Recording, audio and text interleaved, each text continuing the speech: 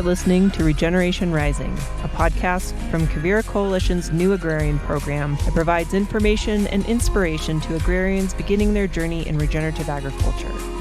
Each episode will explore what it means to work in regenerative agriculture, how people come to choose this as their livelihood, and why it's important to them and our future. We hope this podcast provides a foundation of knowledge for future agrarians and land stewards so they can rise up and focus on a regenerative approach to community, relationships, and the land.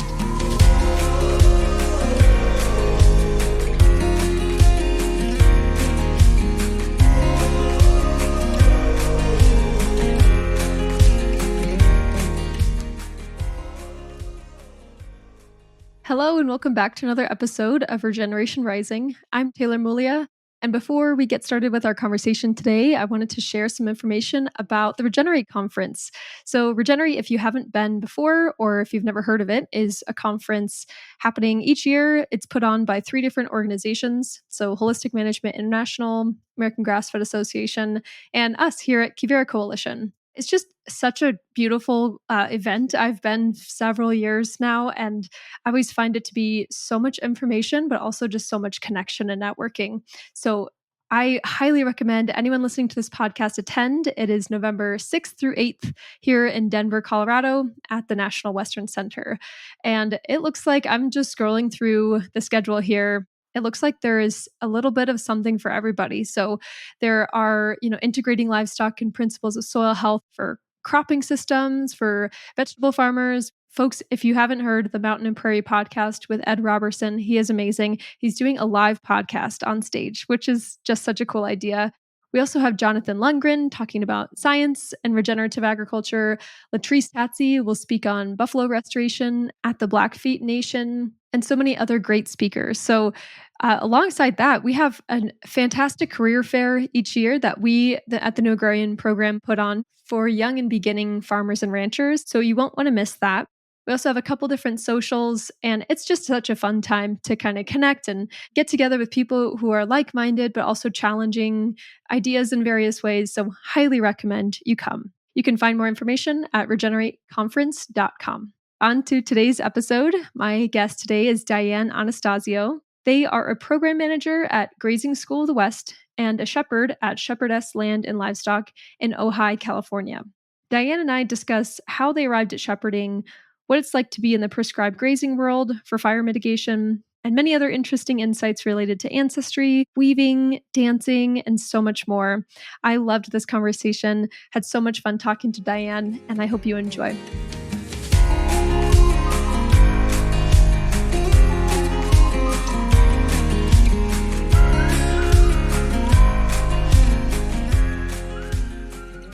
Diane, thank you so much for joining us on the podcast today. Thanks for having me. So excited. I would love to start with a little bit about your background. Just tell us a little bit about where you grew up. What were you interested in growing up? What was that sort of context in young childhood, Diane? So I grew up in Connecticut, kind of in the suburbs of New York City, just like an hour outside of the city. Pretty classic, like 90s suburban sort of upbringing. I didn't have any pets. My parents are super anti animals in the house, like I had like a fish from like a carnival, but really like did not have a relationship with animals at all. So I come from like a big sports family. Everyone in my family is like some sort of star athlete, and I was totally the odd one out. I was just like, I want to be a performer. I want to be on the stage. I want to be a backup dancer, and I was like really into art and writing and, all of this kind of stuff. My siblings are quite a bit older than I am, and they would watch MTV, and I was just always like mesmerized by like the backup dancers and all the music videos. So, but that was like very, very discouraged growing up. So I kind of became a really sort of like shy, introverted kid. And I spent a lot of time by myself outside. We kind of grew up, it was kind of in the woods, our house. So there's a lot of outdoors time, just like making little make-believe, houses and situations, and just a lot of alone time. And did not realize then that was totally foreshadowing my life as a shepherd now, just like spending a lot of time alone with my thoughts outside, like looking at plants and rocks and whatever the random vegetation and animal life was around me. But yeah, I was just super kind of weird little kid. And, I should say too, kind of a big part of my upbringing. My dad's Italian American. My mom is from Austria. So I grew up with a lot of those tangible European traditions. And I absolutely did not appreciate that then at all. But I really think that those traditions like set the stage for me wanting to engage in shepherding and pastoralism later in my life. Had no idea then that was so important, but I think that really growing up with those things really helped me. So as you grew older, what were your career plans as a young adult, and how did they change, and why did they change? Yeah, gosh, anyone who knows me who's listening to this question is probably laughing right now. I've led 1,000 lives over the past 20 years. Yeah, I went to college right out of high school, but had no idea what I wanted to do. So I ended up working for a music magazine in the Bay Area. That's how I ended up moving to the West Coast. I was a musician for most of my 20s. I was touring around and also was just kind of toying with a lot of different career paths. I was like, should I be a librarian? Should I be a therapist? I ultimately ended up going back to school to get my master's when I was 30 to study gender and sociology. And I had fully planned to just go back into academia. My parents were both teachers. So, I felt very comfortable. I'm one of those, rare people who feels very comfortable in academia and in, the school system in the US was, set up for me to succeed. People, it's an incredible privilege. So, I felt very comfortable in academia. So I thought that I was going to stay in that world and, maybe become a professor, continue the teaching track like my parents had. But I developed some health problems when I was in grad school, which led me into the world of nutrition. I became a nutrition counselor. And that little detour in my life is what led me into agriculture ultimately, because I was really interested in food systems. And when I was doing nutrition counseling, I had been vegan and vegetarian for a lot of my life, but had found that getting back into eating meat was something that really profoundly aided in my health journey. So when I became a nutritionist, I was searching for the ways in which animal agriculture can actually be beneficial for us, for our health, for animals, for the land, for, all of that kind of stuff. So that is really what led me into, food systems and working with animals. Wow. Yeah, I find that it's so sad. I'm so sorry that like that felt like a yeah, maybe a detour for you at the time. Maybe not what you had thought, but maybe at least this came out of it, and that's pretty cool. And I've actually heard that a lot of people say that health problems is what drew them to agriculture in general. It does kind of open your eyes completely. This kind of segues perfectly. So you got into agriculture through a nutrition lens, and then we talked before. You said you went to a sheep shearing school, and you never even touched a sheep before that. So this was about 5 years ago. What was that like to do that for the first time? Like you had not grown up with animals in general, and then here you are, like flipping a full grown ewe over and shearing it. How did that feel? What was that like? Yeah, it was brutal. It was brutal. They're heavier than they look. Humbling. Yeah, exactly. Yeah, it was interesting. I was kind of at that point in my nutrition career where I was feeling sort of disillusioned with it, looking for what was next. And I happened to be driving to work one morning in the Bay Area listening to the local NPR station, and they had a little segment about a sheep shearing school up in Mendocino County. And I just immediately knew that was the next thing for me, that is what I had to do. And so, I ended up getting in and I went, and it was 5 days of just like the most, yeah, like brutal back breaking, body breaking work. So humbling, so humbling. I, really did not expect it to be as challenging as it was. But it's, it's learning a completely new skill, completely new of relating not only to your own body, but to the bodies of all of these other living beings and adapting to their language. And so it was really an incredible experience. I mean, we call it having sheep in your blood. A lot of people who have that, when they touch a sheep for the first time or, relate to a sheep for the first time, it's just this feeling of just like instant, almost like addiction, like I left those 5 days after sheep shearing school just wanting so much more. It wasn't something that I was just going to do one time and then put down. So yeah, it was really, really incredibly eye opening. And I have to say, I'm so grateful to all the people who've stuck with shearing as a vocation, because it's definitely not for me. It's so incredibly hard, but it was a stepping stone for me. I guess, a lot of things for me are a stepping stone. And it's the most incredible work. It's such a challenge, but it's also such a privilege to be able to, relate to sheep in that way and to care for them in that way. So yeah, I'm really grateful that I had that experience. But again, sheep shearing is an incredible skill, and it is something that, started my journey, and that is not the route that I ended up taking. But yeah.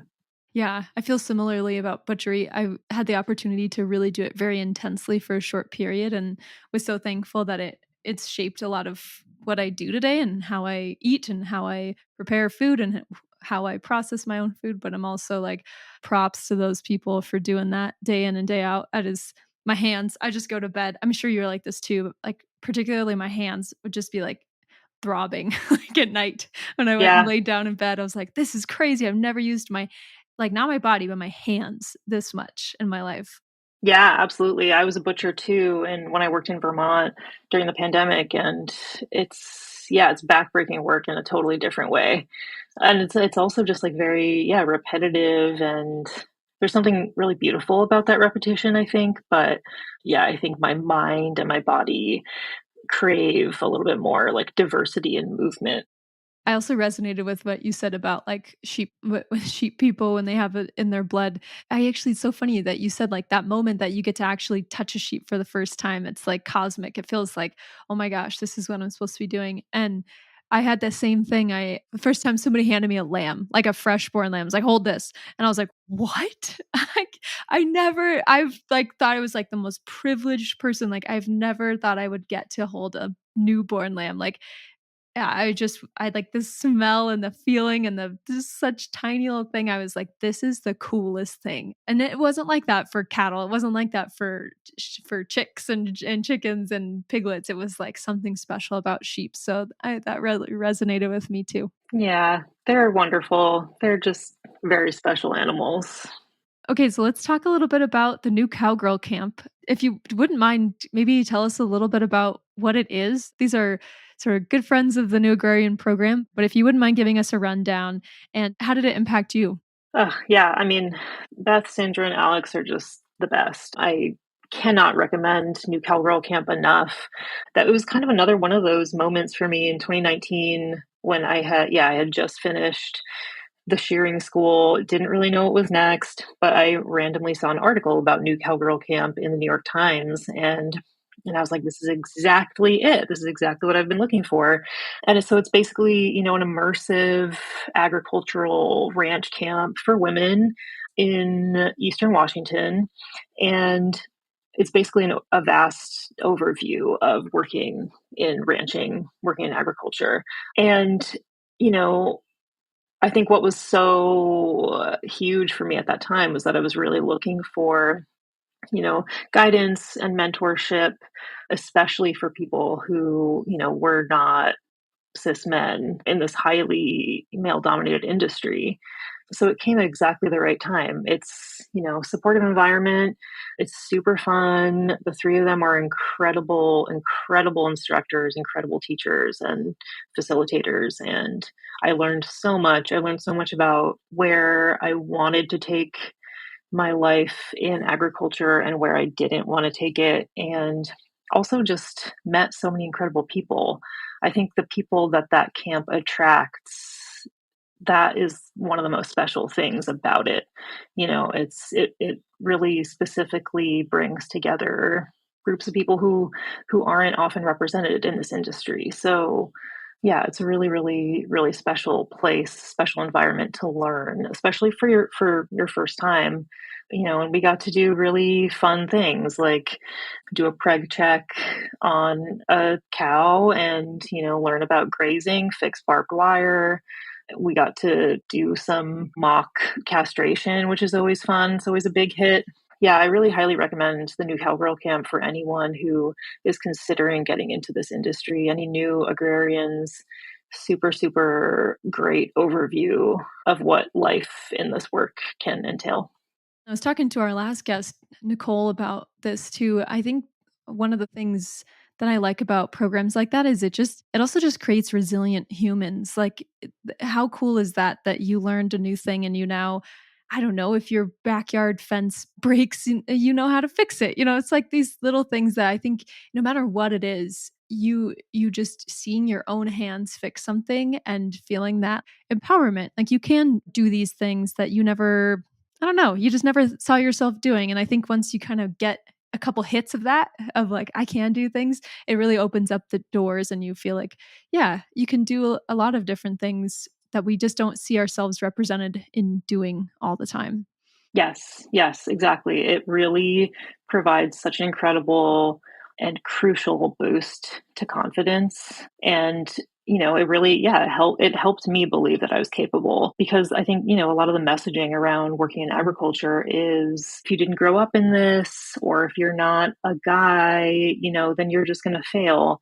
You can't do it. And I think that's changing, of course, a lot now, but that was definitely a message that I heard a lot when I was first getting into this. And so I think it's really, really important. These sorts of camps, these, yeah, sorts of environments for learning are so important in showing us that we can do it and helping us believe that we can. Yeah. Yeah. Yeah. Because I feel like a lot of times it's like, oh, if you're going to be a woman in agriculture, you're going to be doing the marketing and the sales and the bookkeeping and stuff. And it's a really important skill. Like, yes, that is important too, but you have every capability of going out there and doing anything that the ranch needs to.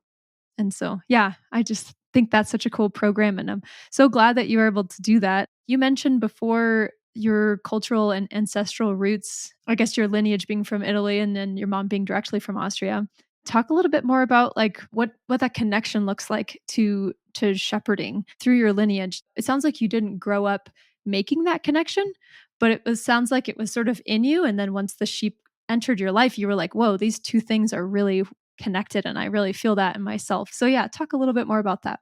I grew up watching The Sound of Music a lot, and I don't know if you've ever seen it, but Yes, of there's a course. Yes. scene where okay, yeah, Yeah, I love that there's a movie. scene yeah, it was very, very influential for me, but especially the scene with the puppets and the goat herd. I don't know why that made such an impact on my psyche, but yeah, there's just always been an association, and I think maybe like a deeper reverence for livestock because I don't know. It's like there's cows in the traditional art, folk art of the Alps. There's cows and like sheep kind of represented everywhere, and just sort of this like agrarian lifestyle is sort of just like the imagery of that is just everywhere.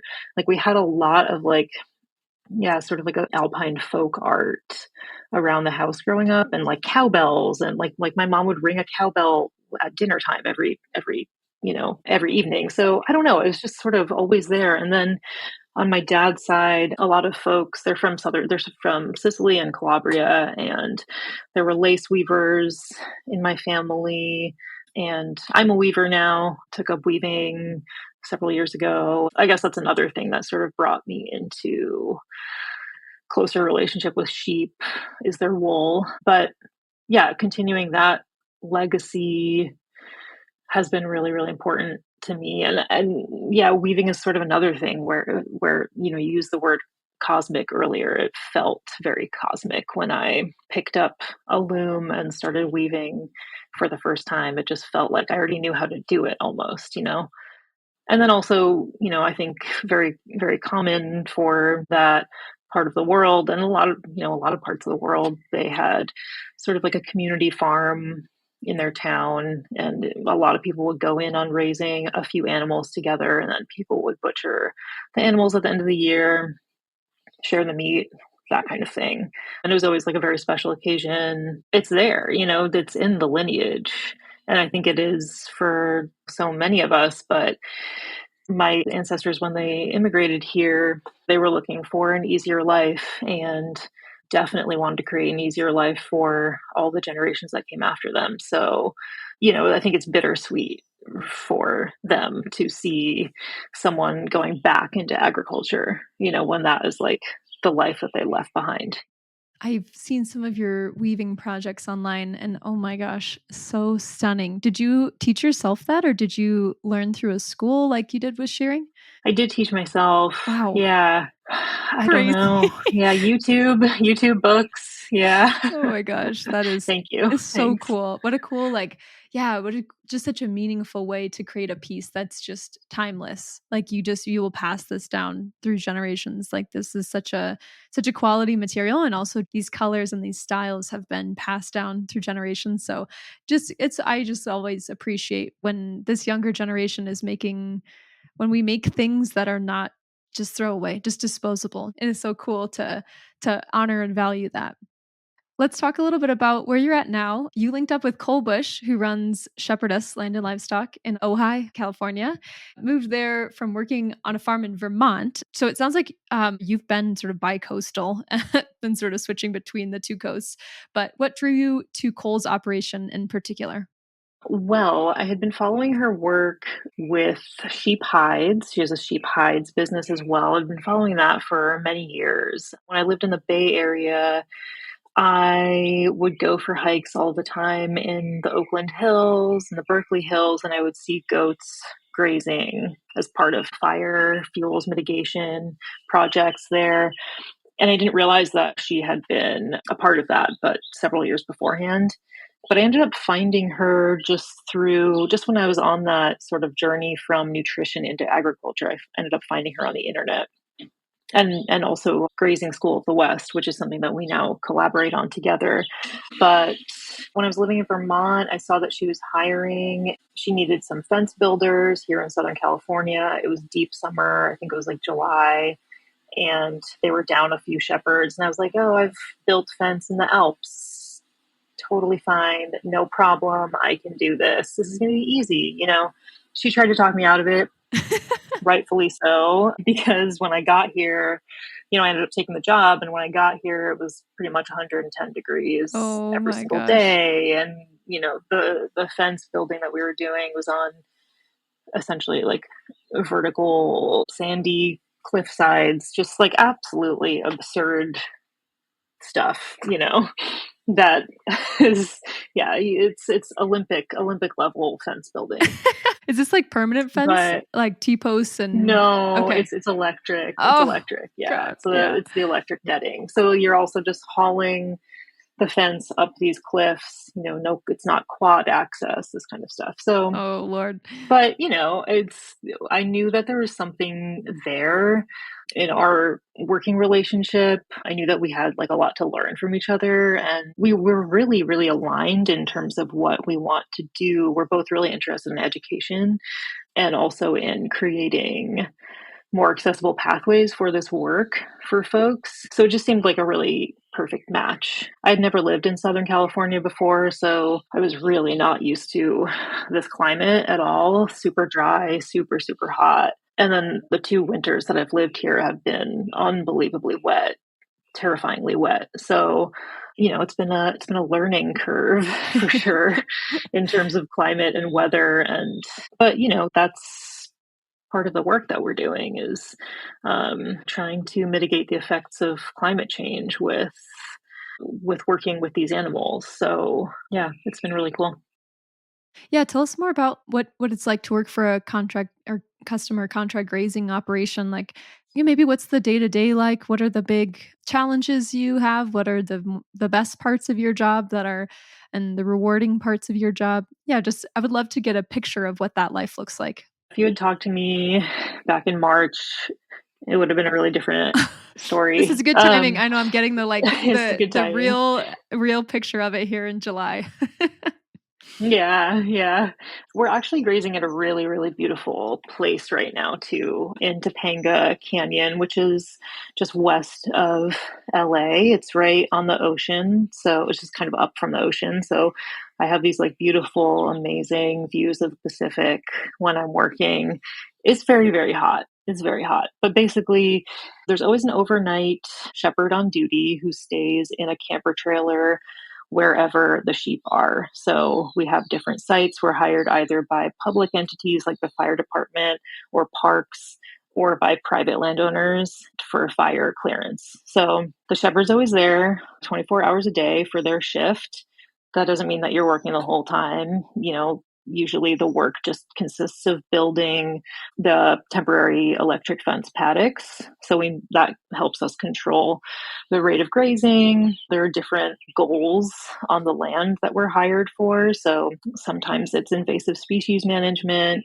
There's a lot of mustard and a lot of yellow star thistle here that has come up post fire, or there's a lot of land that has been sort of raised for development that we're now trying to get back into like a thriving, healthy ecosystem. So invasive species management is huge. And then also, of course, fire fuels mitigation.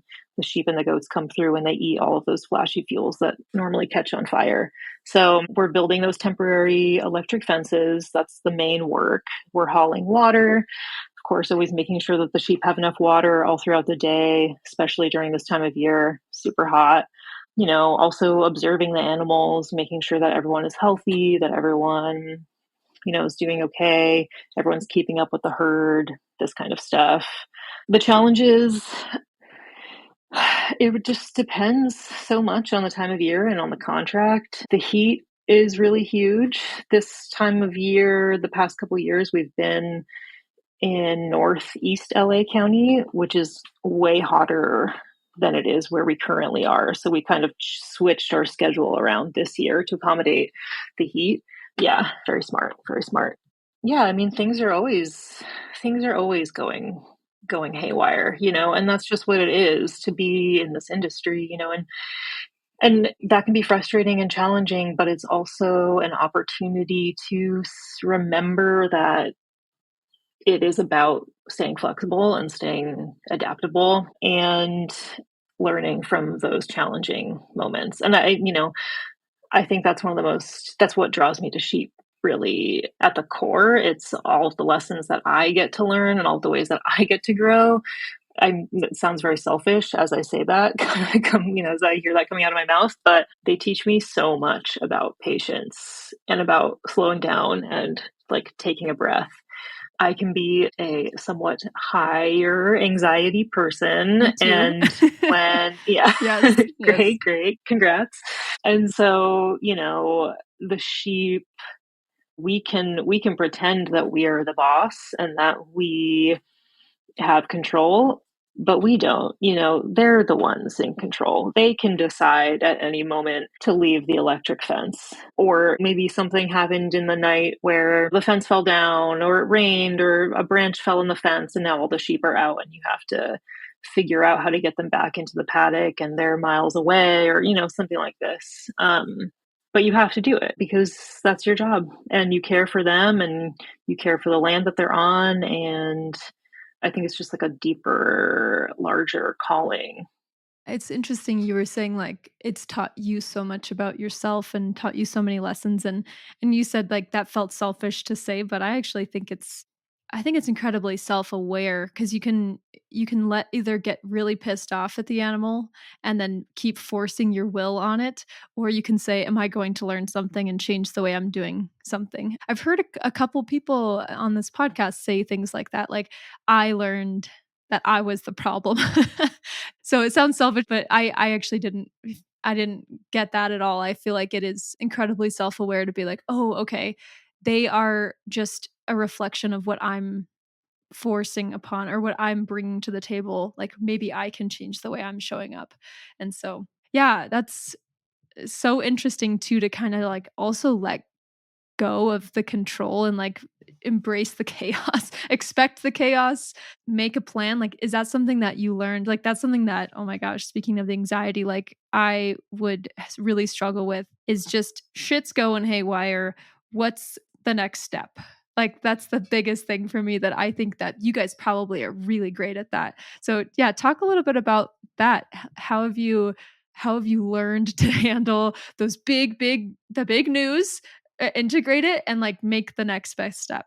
I'm not a naturally patient person. I have a tendency to want to, in a chaotic moment, maybe just like rush into something. Okay, what needs to happen right now? Just do it. Make some sort of brash decision on the fly.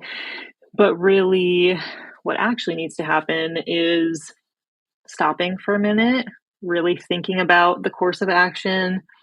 What is the best way? What are the steps that I need to take? Yeah, it's that slowing down, and I think when I look at sheep, when I watch them, when I'm observing them, they teach us might sound sort of basic to say, but they teach us so much about slowing down and about, I mean, they spend so much of the day just sitting around, ruminating. They're just chilling in the shade, and just the fact that they have these cycles where they're out and they're grazing for a couple hours, and then they're back and they're ruminating and they're sitting and they're, chilling. Those cycles of like resting and then taking action and resting and taking action, I think I think there's a lesson in there for us. So yeah, when the chaos happens, I have to very actively think, okay, let's not rush into something. There is time. There's time to figure it out. Just calm down, you know. Well, I was just going to touch on something that you said earlier too. The opportunity in working with sheep too is we do have to defer to their communication, to the way that they communicate and to their body language. And, like you said, they're not going to do when we try to approach sheep from a place of control, wanting to control their actions, control their movement, it's never going to work because that's not how they communicate. They communicate in a very specific way, and it's up to us to learn that communication and to then practice that with them as equals. Yeah, I love that. Like, practice that. I like that. I'm always, like, really interested in the logistical side of these kinds of things. How do you put up fencing when your ground is just impossible? Like, sometimes I look at hillsides where I'm like, "How the heck did they get that fencing up there, and how did they get it into the ground?" Like, whether it's sandy or, like, rock solid. How do you troubleshoot these kinds of things? We have a lot of little tips and tricks. We have to use hammers, little rubber mallets when the ground is too hard, which is most of the year. If it's sandy, we use a lot of support posts, so like fiberglass support posts, just to keep the fence up. And yeah, it's a lot of quad muscles. It's a lot of shoulder muscles carrying fence up and down these slopes. It's so challenging. I just am always like, you guys are just doing the work out there. And another question that I have for you is about water. You said you haul water, and is that something that you buy from a like where do you get that water? And when you're especially when you're far away from home, I guess that's probably another logistic that you have to figure out when you take that contract. But do they provide you the water or do you have to go figure that out for yourself? It really depends on the contract. So if it's a private entity, a lot of times we will just use their water or a neighbor's water. Usually we'll pay for it, If it's a public entity, usually they'll give us like a meter to attach to a fire hydrant nearby, and then Oh. we fill a tank that we haul with a truck to wherever the sheep are. Ah, okay. So it's like a 500-gallon tank or a 1,000-gallon tank that we haul. to the sheep. And we'll do that every couple days, Perks of working with the fire department, huh? Yeah. I got a lot of water resources.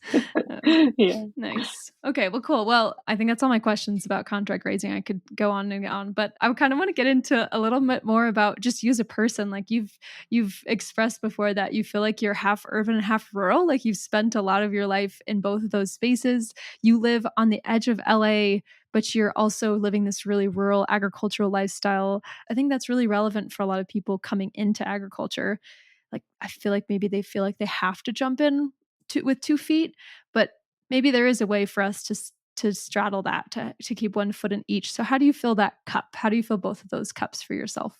That's a great question. I feel incredibly lucky to have found coal and to be able to work in Ojai, which is only, an hour and 20 minutes outside of LA. Because I do feel very much that I need to feed both of those parts of myself. I love so many things about small town life. I love knowing everybody in my town. I love how people interact with each other in a rural place, know each other, know everything that's going on, and the ways in which people create community here, because you have to. If you don't, there isn't community. You're not just surrounded by people all the time like you are in a big city. So you have to really create it for yourself, which I think is a really beautiful thing. You can't really take it for granted, So I love those parts of living in a small town or a rural place. But then I'm also, a very social person. I love being around people. I love going to museums and going out dancing and staying out until midnight sometimes. So being able to live here, it's really, truly the best of both worlds. And I feel very lucky. And I think, what you're saying before about how I think more and more folks who live in cities are trying to get into this work. And it is true. It is that you can just dip a toe. You can live in the city and maybe you'll have to commute a little bit, a couple times a month or something, to go visit, work on a farm outside of your city or whatever it is. But I don't think it is a thing where it has to be either or. It might be harder in places like New York, where the city sprawls forever. But I think I don't know if I would be able to really do one or the other full time for the rest of my life. I think I really do need both energetically. And even just saying that is so helpful because I feel like people just don't, we just don't hear this conversation a lot. And we just don't hear people expressing that. And so I think it's just even helpful for people listening to this podcast. Like, wow, I actually feel the same way. And there's not something wrong with me, or I'm not, not committed enough. Like, I think it's beautiful that you're able to just say that and be like, yes, this is true. I'm not going to like try to deny it. And another piece of this too for you is like finding a queer community. And you mentioned like in LA, that's really an important connection for you because you may not find that in other rural communities. So it could be really relevant for other folks listening. So what has that been like I've heard it's kind of overwhelming to just jump into a city and be like, hey, it's almost like harder to make friends in a city than it is to make friends in a small town. So like 100%. Yeah. What was that like for you? How did you find a way to plug into that when it's just so huge? I mean, I can't say that I have been the most successful at that, but the thing that I think has helped me the most is I basically have an old friend from my music days in San Francisco named Sean, and he started a queer line dancing night in LA called Stud Country. So when I moved down here 2 years ago, I went to that immediately. I'd been following him for a long time and his line dancing journey. So that was one of the first things that I did when I moved down here, was go to Stud Country. And I became very, very obsessed with it. And I would drive down sometimes twice a week and, not get home to Ojai until 1 a.m. And then I'd have to wake up at 6 for work, but it felt, it felt right, and it was kind of the same feeling that I got when I did that sheep shearing school and I touched the sheep for the first time. It was like the first moment my boots hit the dance floor. I still remember, the club that it was in and where I was on the dance floor and the dance that we learned. And um, it just felt, yeah, to use that word again, cosmic. Like it was what I'd been searching for, So there is, an amazing queer community in LA that has blossomed around line dancing now over the past couple of years. And I don't make it down there for that as much as I would like to anymore. But yeah, I mean, that's one way. And I think what you were saying before too, that it's harder to make friends in cities versus small towns. Absolutely. Absolutely agree with that statement. LA, I think, in particular, has been a harder place to find that community for me than other places. I've lived in the Bay Area and in New York, and I think maybe it was because I was younger, but I think finding that community in those places felt a lot easier. Maybe it has something to do with the way LA is so car centered, whereas the Bay Area and New York are not. But but yeah, I'm very grateful that I found that queer community around line dancing.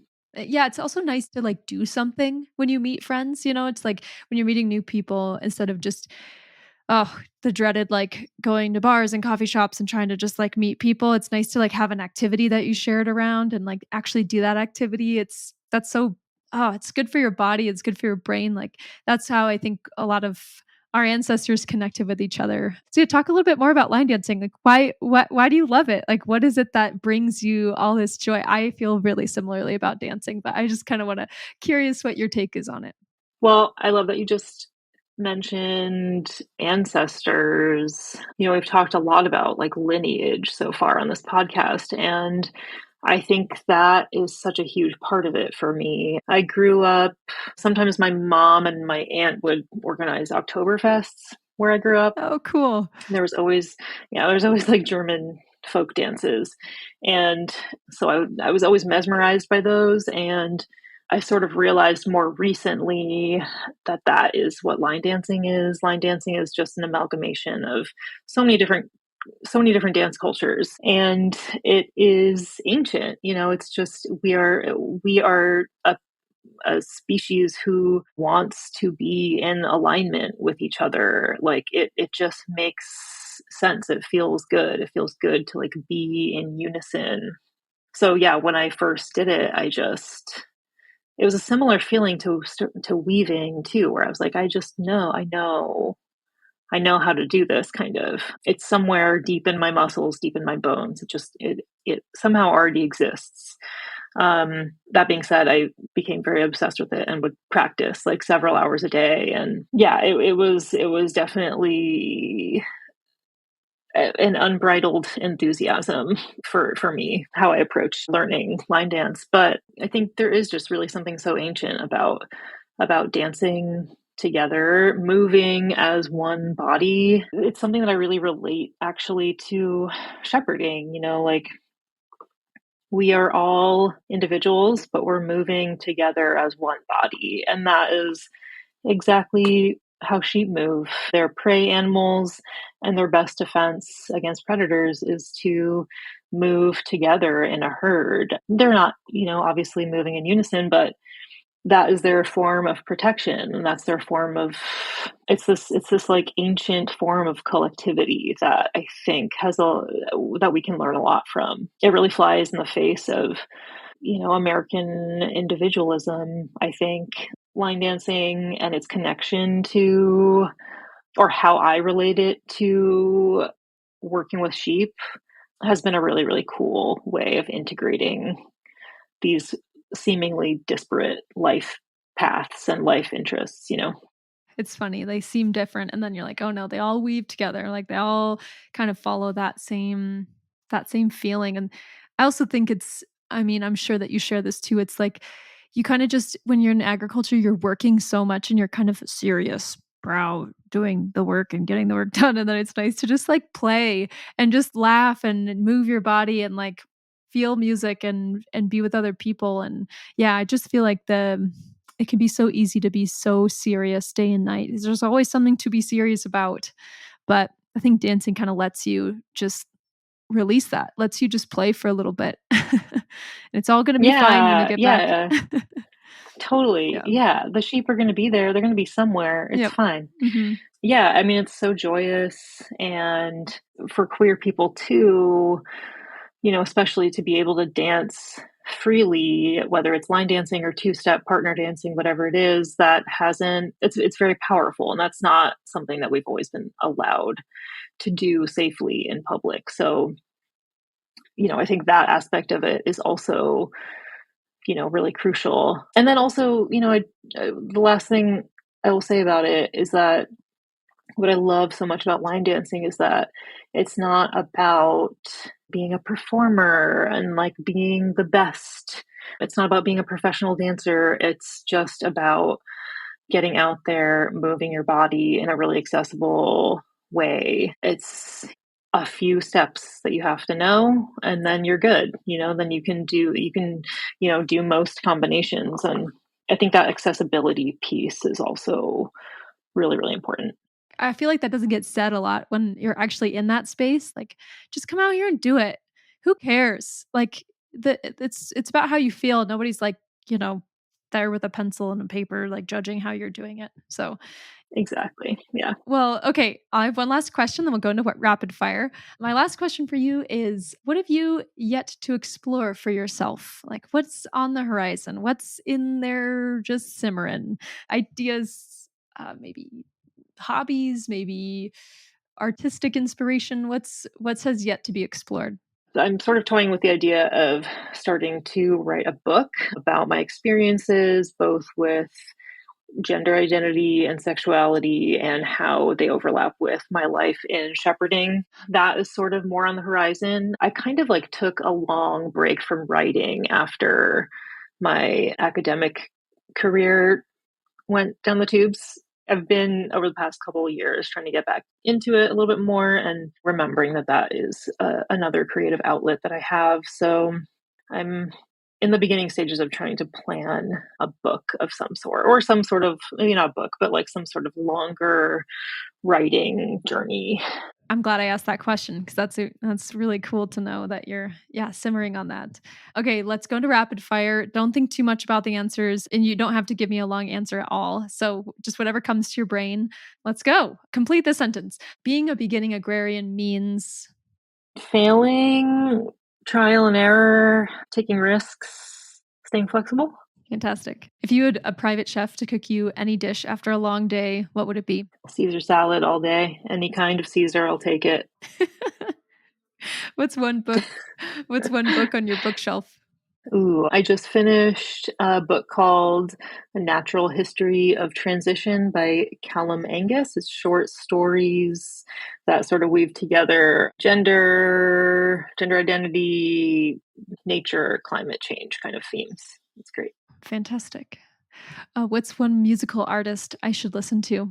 I've been doing a lot of Tanner Adele recently, country artist. Yeah. Very cool. What's a non-ag related hobby or interest of yours that maybe we haven't talked about today? We've talked a lot about them. I think we hit them all. Okay. How about ceramics? Ooh, lovely. Wow, so multifaceted. I love it.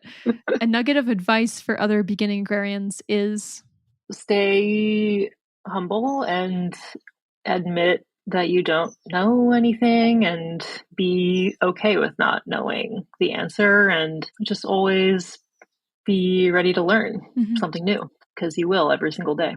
And where can people find more information about you and where you work? Any of your other projects? My website is dianeanastasio.com. I'm also on Instagram, and I work for a company called Shepherdess Land and Livestock, which is also on Instagram, and also for a nonprofit educational organization called GrazingSchoolOfTheWest.com. Awesome. Well, Diane, thank you so much for joining us today. You are just such an interesting person, and it's so cool to explore, just all these different sides of you as a human. So thank you so much for joining us and sharing so much, and I look forward to keeping in touch with you. Thanks, Taylor. This was awesome. Really appreciate it. Hey, listeners, before you go, I wanted to add one more piece to this conversation. Diane and I talked a little bit about Grazing School of the West and their involvement in it. And I think somehow we ended up not talking about it at all. So I followed up with Diane after recording and after editing, and I really wanted to include some information because I think this program is so cool. And I'm sorry I focused so much on Diane as a person because they're just such a cool person, but I think this is worth noting. So Diane is the program coordinator at Grazing School of the West. That is a nonprofit that provides educational opportunities in prescribed grazing and adjacent fields and skill sets to both new and existing livestock stewards. Cole Bush, owner and operator of Shepherdess Land Livestock, started Grazing School of the West in 2018 after visiting shepherding schools in Europe in order to understand how to better support new agrarians in the Western U.S. Their mission is to support people on their paths and working with livestock while also bolstering the burgeoning industry of prescribed grazing for fire fuels abatement and ecological enhancement. So, Grazing School of the West has an exciting collaborative training in prescribed grazing with the new Cowgirl Camp, which we mentioned in this podcast, coming up this October. I think that all the spots are filled, unfortunately, because it's happening pretty soon here. But Diane wanted me to say that this is the first of many different workshops. So I really recommend if folks are interested in prescribed grazing, contract grazing with any species, you should visit this website. It's very cool, very creative, and just amazing people doing really interesting things. The website is grazingschoolofthewest.com, and their Instagram is at Grazing School of the West. Okay, thanks for tuning in. We'll see you next time.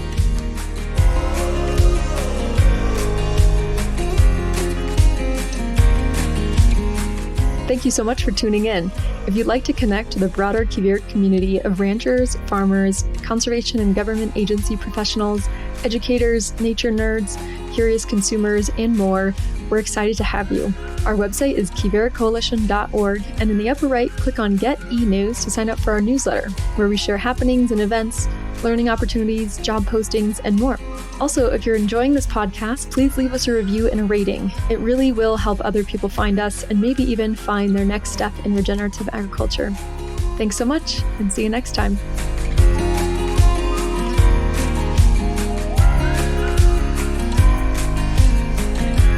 This podcast was produced by Quivira Coalition in our quest to support resilience on working lands. Learn more about our work and how you can support regenerative agriculture and solutions to climate change at quiviracoalition.org. This episode was edited and engineered by Caleb Wenzel-Fisher. A Folk Story, our theme music, was made by Alex Cristoforetti, and we're grateful for our guests who take time out of their busy lives to share their experiences with us.